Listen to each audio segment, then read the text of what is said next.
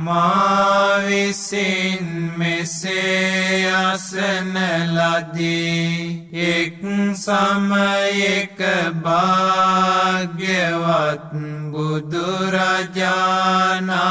වහන්සේ සැවැත් නුවර ජේතවන නම් වූ අනේපිඬු සිටුතුමාගේ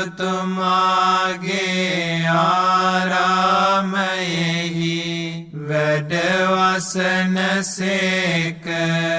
එසමයෙහි වනාහි සූරිය දිව්‍ය පුත්‍රයා රාහු නම් අසුර රජු විසින් ග්‍රහණයට ගත්තේය.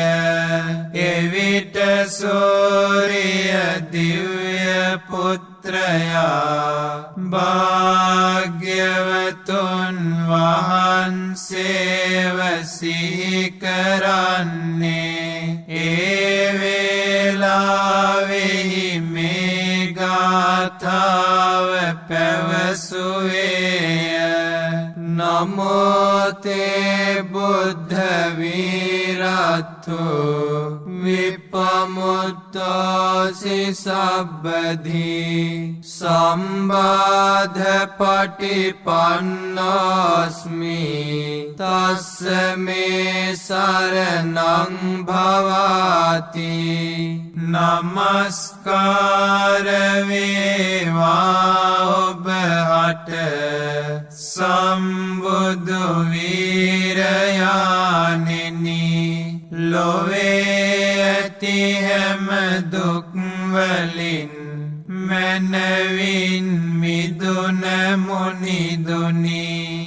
මම් වනාහි දැන් අනතුරට පත් වූයෙමි. එසේ වූ මාහට පිහිට සලසන සේක්වා.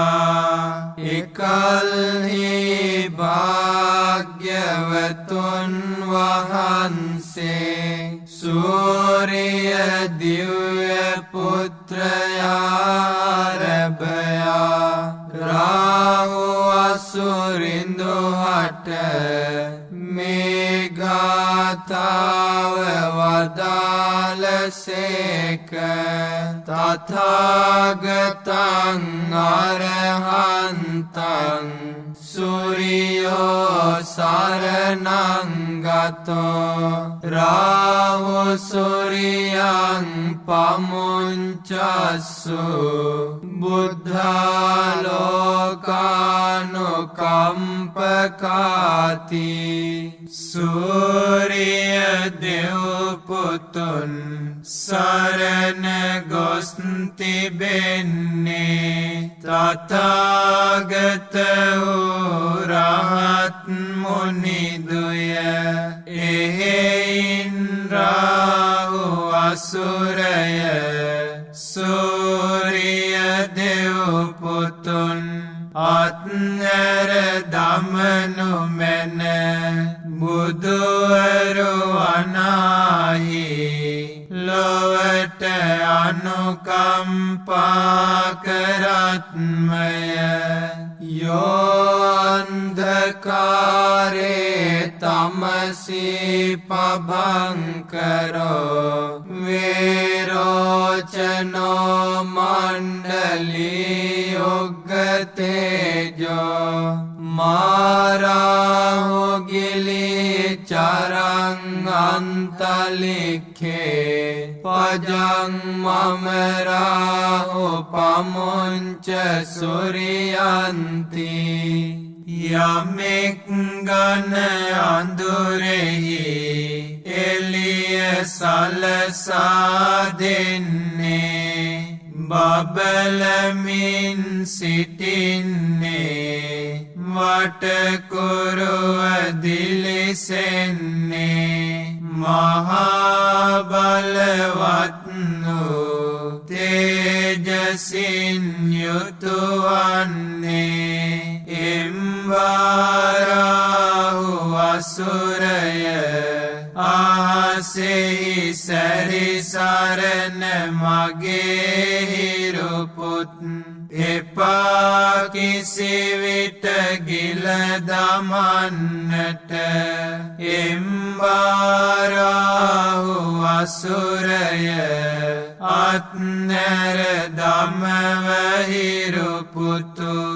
එවිට රාහු නම් වූ අසුර රජු විසින් සූරිය දෙව්පුතුන් අත්හැර දමා බියෙන් වෙවුලා ගොසින් වේපචිත්ති නම් වූ අසුර රජු වෙත පැමිණියේය. එසේ පැමිණ සංවේග වෙමින් ලොමුඩහගත් සිරුරෙන් යුතුව එකත් පස්ව සිටියේය. එකත් පස්ව සිටියා වූ රාහු නම් අසුර රජු හට වේපචිත්ති අසුර රජු ගාථාවක් පැවසුවේය. කිමද වෙවුලා යමින් මේ හැටි රාහු නුඹ හිරු යන්ට හැරියේ බියෙන් තැතිගෙන මෙහි පැමිණි ඔබ ඇයි මෙසේ බිය වී සිටින්නේ?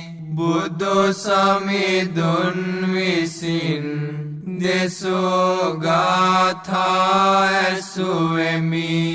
ඉදින් හිරුවත් නොහැරියේ නම් මාගේ හිස් මුදුන කැබලි සතකට පැලී යනු ඇත.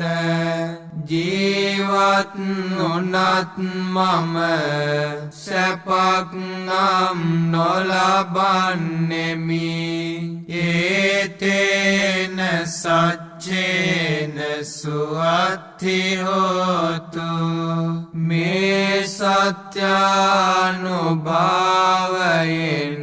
සැමට සෙත් වේවා.